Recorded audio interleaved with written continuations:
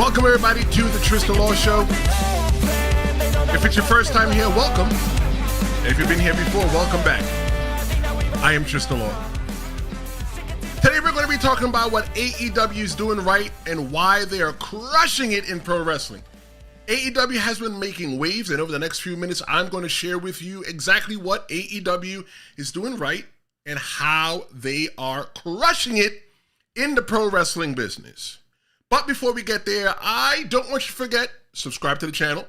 It's the best compliment that you can give me. And also feel free to jump in the chat and share your comments and your thoughts and everything like that. And I will be asking you questions throughout this show that I would like to get your feedback on. One of the things that AEW is doing right, one of the most important things that I think that AEW is doing right is their talent roster. AEW's talent roster is one of the most diverse and dynamic in pro wrestling. They have your seasoned veterans, and then they have your fresh new faces that you probably don't really see unless you're really like into what's going on the independent wrestling scene. AEW's lineup, they have something for every single fan. Once again, they're not signing just big names. They are building stars. Let's take a look at some of the wrestlers who are not only top performers in AEW's lineup, but they are integral to AEW's identity. Up first, we're going to take a look at Darby Allin. Darby Allin is a two-time AEW TNT champion. He is a one-time AEW world champion with the man that they call Sting. The next person we're going to take a look at is Sammy Guevara. Sammy Guevara is a three-time AEW TNT champion. He's the current Ring of Honor World Tag Team Champion with Dustin Rhodes. Sammy has been trained by WWE Hall of Famer Booker T and has competed all over the world. Guevara has been with AEW since its founding in 2019, initially rising to fame as a member of Chris Jericho's Inner Circle.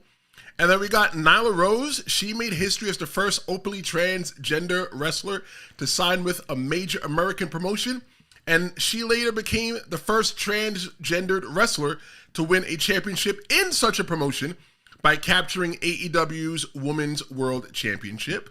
And of course, we can't forget MJF, Maxwell Jacob Freeman. He's an actor, but he's been with AEW since January 2019. He's a former AEW World Champion with the longest reign in the title's history and a former AEW International Champion. We also have, can't forget him, Mr. Kenny Omega himself. He is a Canadian pro wrestler. He is signed with AEW. He also serves as the EVP, Executive Vice President for AEW. Omega is a top wrestler in New Japan before joining AEW in 2019. He's held major titles in AEW Impact, Lucha Libre AAA Worldwide, and is AEW's first Triple Crown winner.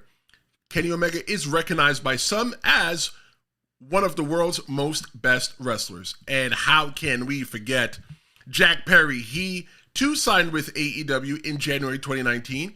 He is currently the AEW TNT champion, a former FTW champion, and a one-time AEW World Tag Team champion with Luchasaurus as part of the Jurassic Express.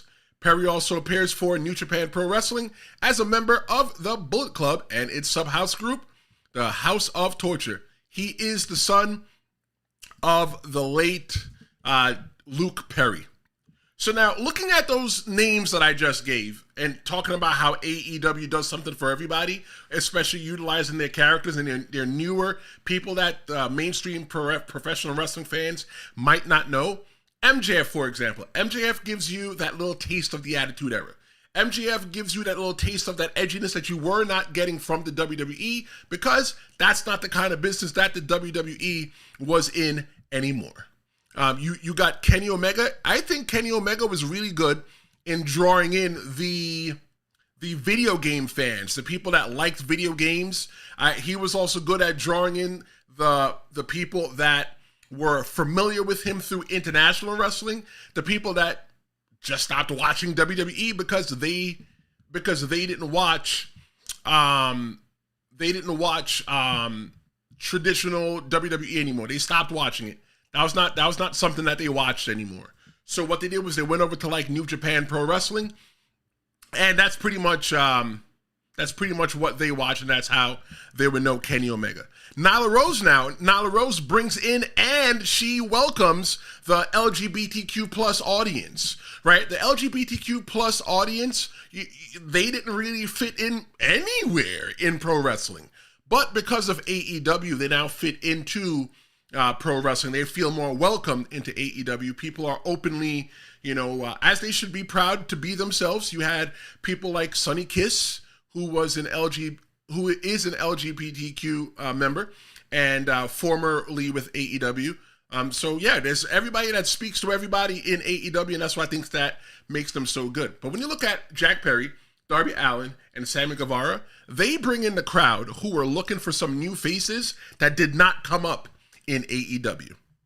What do you think? Let me know in the chat which AEW star has impressed you the most. I respond to all messages, whether they are live doing the live stream or later on. I go log in throughout the day and I go, oh, somebody messaged. So let me go ahead and respond to you. Looking at AEW's fan-centric approach, one of AEW's biggest strengths is how they speak directly to their fans. They understand what the AEW wants and delivers it consistently. And what is that? They don't want sports entertainment. I think AEW does professional wrestling really well. You can always bet your dollar that you're always going to get a good match, an entertaining match, but you won't get the hokiness of sports entertainment. You won't get smoke. You won't get zombies. You won't get dead people. You won't get larger-than-life characters, but you will get good wrestling. And with AEW coming along in 2019 and they trying to figure out who they were, they were just trying to be different. And by them being different, I think that's how they really stood out. They weren't like TNA. TNA was trying to make up for the fans that felt a void because ECW wasn't around or WCW wasn't around. And I think AEW came along at the right time because instead of trying to fill the void of what another company did, they just filled the void of what another company wasn't doing. Looking at their storylines, right? They got a lot of blood in their matches. They have the blood and guts. We weren't getting blood. We're not getting blood. We're barely getting blood. Just getting a little bit of blood in WWE. And if you ask me, I'm a WWE guy, and we don't really need blood to tell the stories because we've told fabulous stories that have emotional investment and there hasn't been an ounce of blood. But in AEW, that's what they do. That's what makes them different, and that's what their fans are looking for. By AEW doing those little things, this helps build a loyal and engaged fan base. That, like, for example, they're willing to push the envelope. You got people like MJF. MJF will come out and tell everybody that they suck, and the fans eat it up. They love it because really, in WWE, the fans don't really get to interact with the wrestlers, right? And let me rephrase that.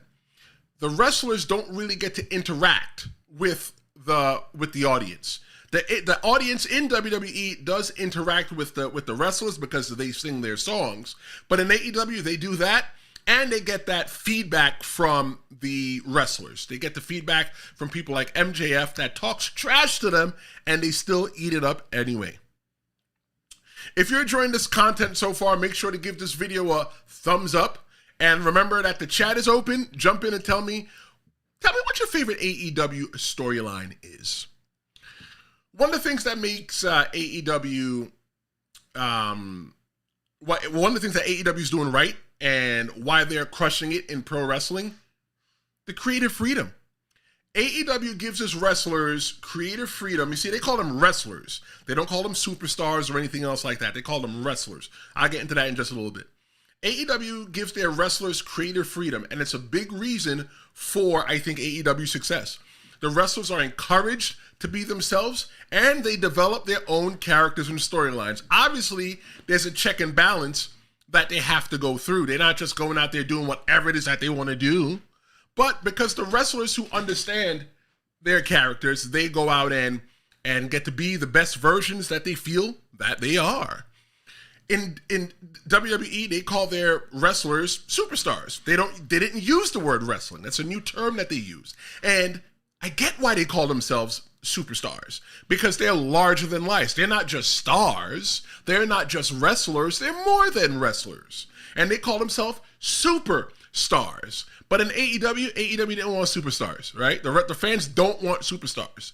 They want wrestlers. And that's what they get in AEW.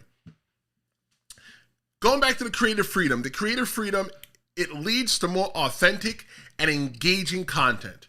We see wrestlers like Jon Moxley, who was Dean Ambrose in the WWE. He's thriving because he's allowed to express himself in ways that resonate with the fans. If you look at Jon Moxley, when Jon Moxley comes through the crowd, he comes through the crowds in his denim jeans, right? He looks like just a regular dude that was just sitting in the audience, and he wants to fight. He's probably no different than most of the people that paid a ticket to go to AEW, right? Unlike, when he was in WWE, he was in The Shield, and, he did everything else like that. It didn't look like he was having a lot of fun, but now he's getting ready to have, he's having a lot of fun, right? Look at people like Chris Jericho. Chris Jericho has had the ability to invent himself multiple times since being in AEW. Chris Jericho has been Le Champion. He's been the Learning Tree. He's been so many different characters in AEW. And honestly, where do you see Chris Jericho retiring? I see Chris Jericho right now. If you're asking me right now, I see him retiring in the WWE because he's having so much fun right now in AEW. Like, why would he go leave it to go to the WWE, right?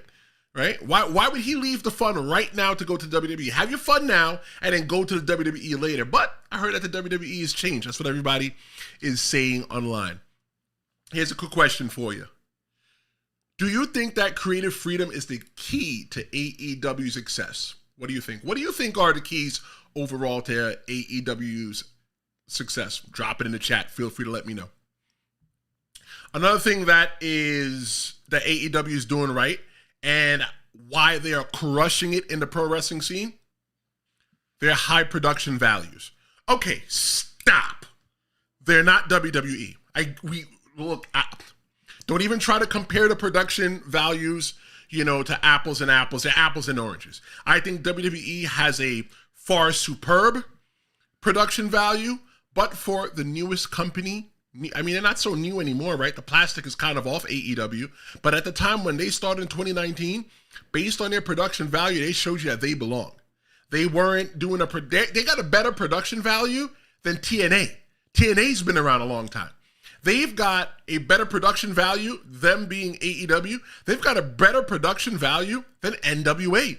Granted, NWA's lack of production value is a part of their gimmick. It's a part of what they do. They don't have music. There's no frills. They're bringing you back to the old school. They're trying to fill that void that is not there in AEW, WWE, or TNA, right? And I think they do a really good job at that. But the production quality for somebody that came out day one is top notch. The way that their shows are shot, the way that AEW presents themselves on television, they're big league. Deny that. Deny that they are a big league. When you look at AEW, turn AEW on, you look at them, you go, yeah, they're official. And if you didn't know better, you'd almost think it's the WWE. That's if you didn't know better. The atmosphere that AEW creates at their events, it's electric. It's something that translates really well on TV. You get to really hear the audience at a time when it was rumored that WWE was piping in audience noises and cheers and stuff like that. If the fans are displeased in AEW, you know that. If the fans like something at AEW, you know that also. They've created a product that feels alive and energetic sitting on your couch or looking at your phone while you're traveling from point A to point B. Their use of the cinematic matches during the pandemic, for example, it showed their ability to adapt, to innovate, and keep fans entertained when live events were impossible. That's something that's probably hard for a newer company coming out to try to figure out what to do. Hey, look, you started this, you started laying the foundation for this company, and then almost a year later, you can't really do what you thought you were going to be able to do, and now you're stuck. What do you do? And I think AEW did a really good job in handling the pandemic. And if you want to know more about the pandemic and pro wrestling, I actually did a video last week. You can find it right here on the Tristan Law Show. Be sure to subscribe. And we talked about why pandemic wrestling is gone and why we're never going back to watch pandemic wrestling. And if you didn't subscribe, don't forget to subscribe, because I've got a lot more content coming your way.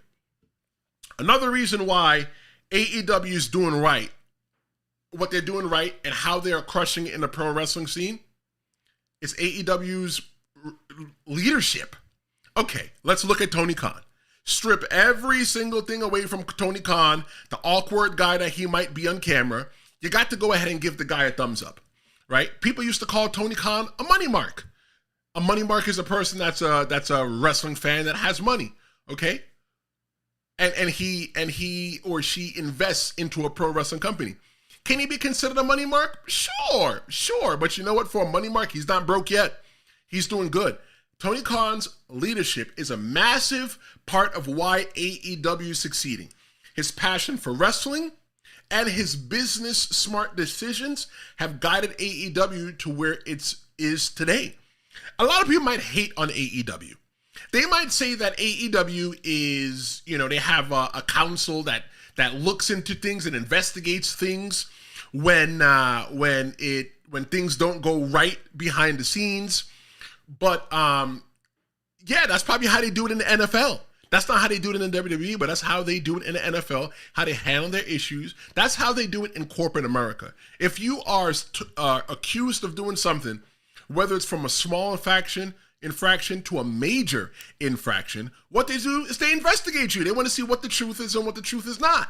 And then after that, then they apply accountability. Strategic decisions that Tony Khan has made is securing key TV deals to make AEW a true global brand. Tony Khan's vision has been crucial in positioning AEW as a major player in the wrestling world. Look, in case you don't know, pro wrestling isn't worth anything without television. You need television if you are going to have a successful pro wrestling company. Because at that point, then you're just touring. Like, for example, they have a promotion called Micro Wrestling, and it's with little people wrestlers, and this might be the first time that you heard of it. And the reason why this might be the first time that you heard of it is because it's not on national TV. Granted, the world is changing, and everything is shifting over to streaming, right? However, if you don't have TV, you ain't nothing. And AEW did a really good job. They secured a deal with TNT. They're on TBS, and they also air internationally as well too. So AEW definitely is a global brand, and they're doing some pretty cool things. And some of the another strategic decision that they've made is to bring legends like Sting in, while also focusing on building new stars. In pro wrestling, we call that getting the rub.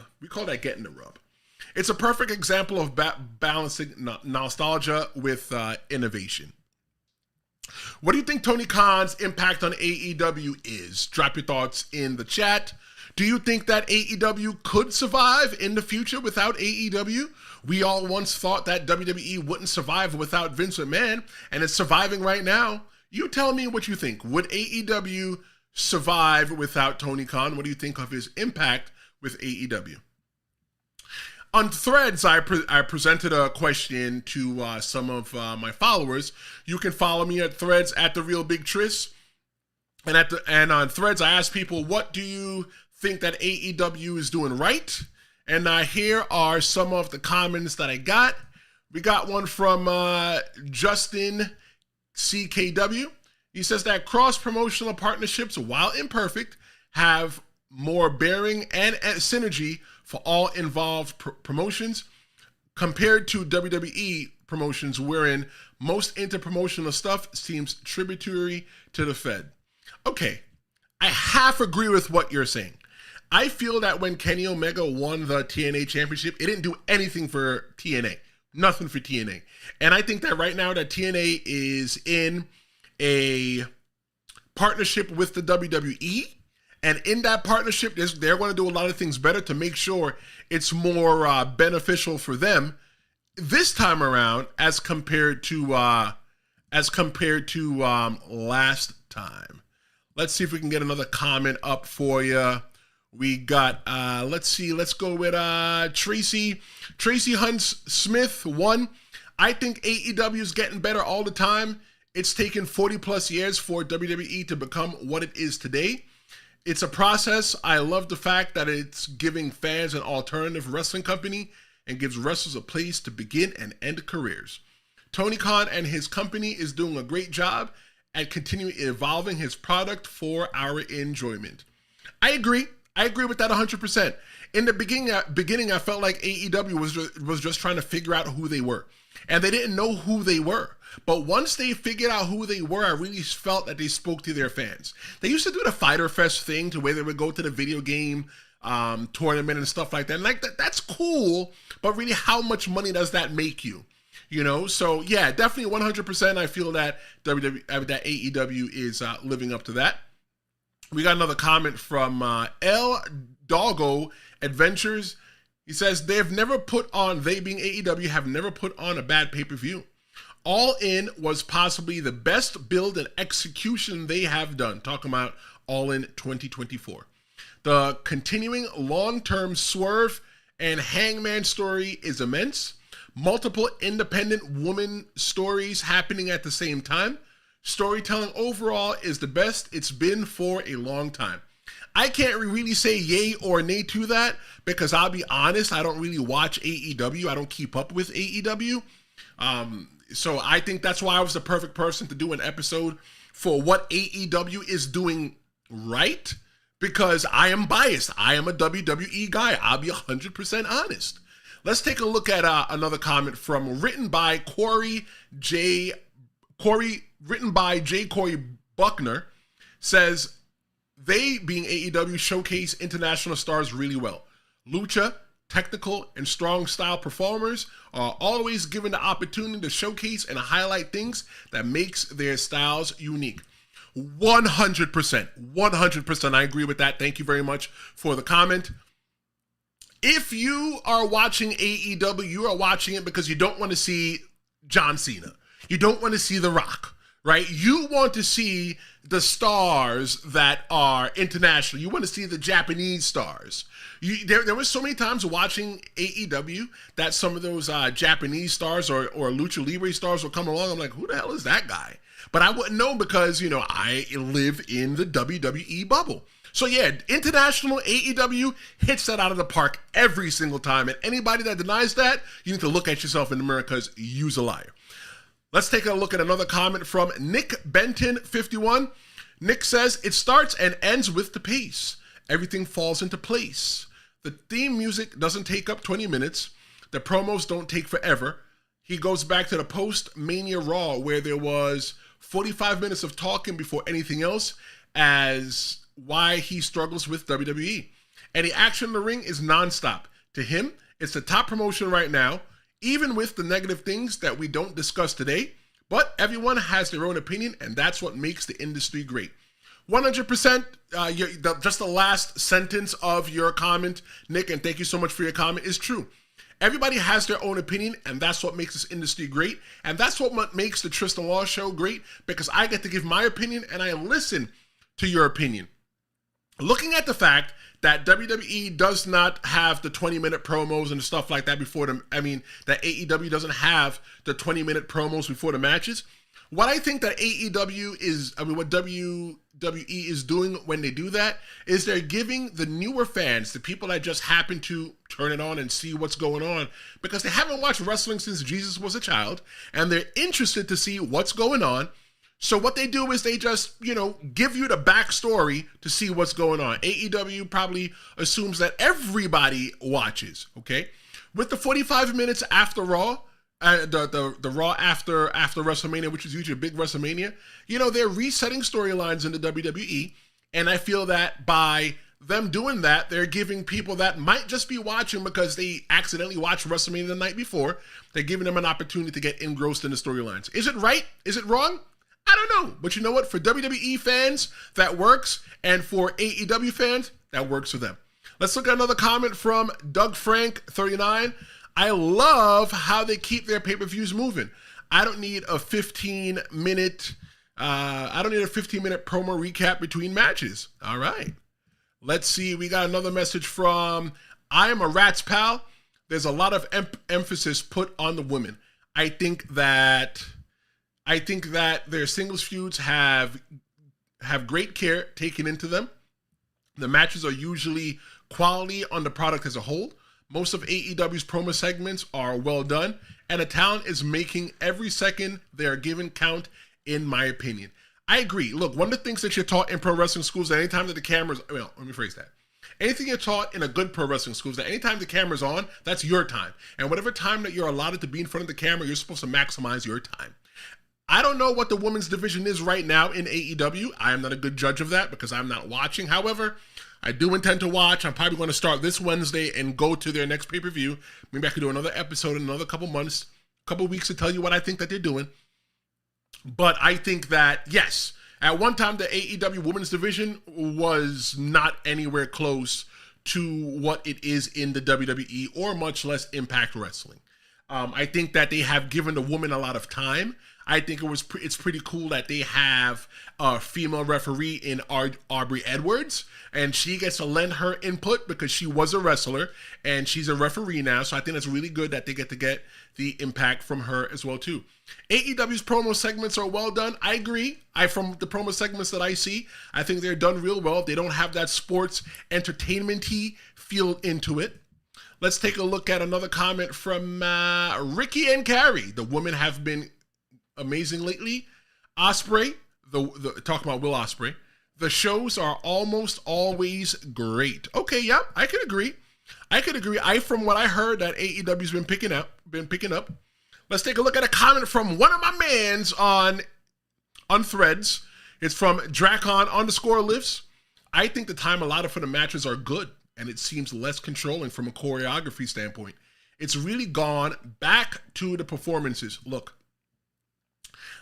AEW gives, sometimes I'm watching a match and I'm like, damn, this match is just really too long. Sometimes the match, I'm not interested in it. Me personally, when I've tried to watch over the past couple of weeks, I'm not emotionally invested. I'm just like, I just want to see what's next. And that's why I usually change the channel, because I'm not emotionally invested. I'll be honest. I love Sasha Banks. I love her. I know that she's getting a divorce. And if she's looking for a nice man that could pick her up and like, protect her and make sure that she's okay in life, I'm her guy. But Mercedes Moné, I haven't emotionally invested in Mercedes Moné as yet. I'm not saying that Mercedes Moné is a bad wrestler. I'm just saying that I haven't been able to emotionally invest into her because I haven't been able to emotionally invest into the people that she's in the ring with. I think that's a much better way to put it. But they do have a lot of long time in those matches, and it does probably seem a lot less control. And they do still have a handler, the producer, the agent, to make sure the match still fits within the story. Let's take a look at the last comment from I'm Perez 5. I think they're doing an adequate job of being another place for wrestlers to get a paycheck. Thank you so much for everybody for your comments on Threads. You can always follow me on Threads at The Real Big Tris. 100% sure for real though that pro wrestling is pretty much a business, and if you're not there to make money, why are you there? I want to once again thank everybody for the awesome questions. If you got more, drop them into the chat, into the comments after the live stream is done, or you can find me on Threads at The Real Big Tristan. Stick around. I'd like to put everybody's comments as much as I can for time purposes on. Let's see. We covered a lot today. We've covered AEW's diverse talent roster, their strong fan engagement, their creative freedom they offer their wrestlers, and their top-tier production values and visionary leadership by Tony Khan. It is clear why AEW is crushing it in pro wrestling. They've created a product that is not only innovative, not only is exciting, but most importantly, fan-driven. They make a business that is just for the fans. However, we talked about today what AEW is doing right and why they are crushing it in pro wrestling. Next Tuesday, we're going to look at what AEW is doing wrong. And if you like this episode, don't forget to subscribe and share. Let me know in the comments what you think that AEW is doing right. And before we go, I got a quick reminder for you.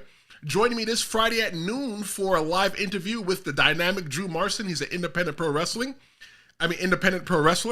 And then I got a WWE Bash in Berlin prediction and preview show at Saturday at 10 a.m., followed by a WWE Bash in Berlin recap and reaction show Sunday morning at 10 a.m.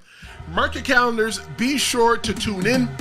I am Tristan Law. Thanks so much for hanging out with me on the Tristan Law Show today. I hope you have a great day, and don't forget to subscribe. I look forward to chatting with you during the week, and I'll see you next time. Thanks for watching.